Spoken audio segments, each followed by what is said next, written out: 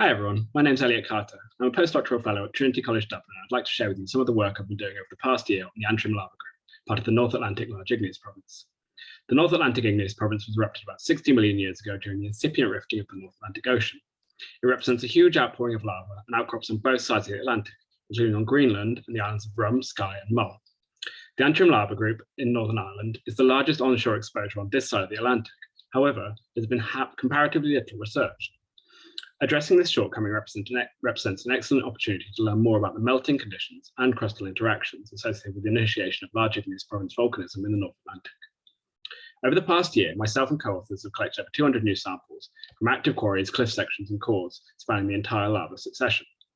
Most of these are basalts and olivine basalts, but we've also sampled the tartary rhyolite complex, which represents a related phase of explosive silicic volcanism.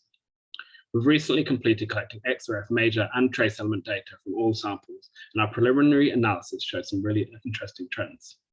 Firstly, there is evidence of progressive evolution of lava compositions up section, as well as more sudden jumps in composition, which suggests long-term evolution of the magmatic system was punctuated by sudden changes in the melt sources or crustal interactions. The petrogenesis of the rhyolite is also really interesting.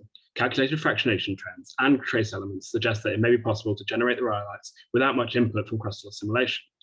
This suggests a scenario where closed system fractionation of late-stage melts ponded in the crust leads to explosive silicic volcanism as a sort of last gasp of the system. Lastly, within our sample set, we have at least 30 samples which appear to represent primitive melts and which appear minimally contaminated by crustal assimilation. These samples have great potential for modeling mantle melting and source characteristics, and that will be the focus of my work in the coming months. If any of this has sparked your interest, please do check out my postdoc, or feel free to find me for a chat. If you're interested in collaborating on any aspect of the Antrim Lava Group, we've got a great sample set and loads of data, which I'd love for other people to make use of. So please get in touch by email or Twitter. Thanks very much for listening.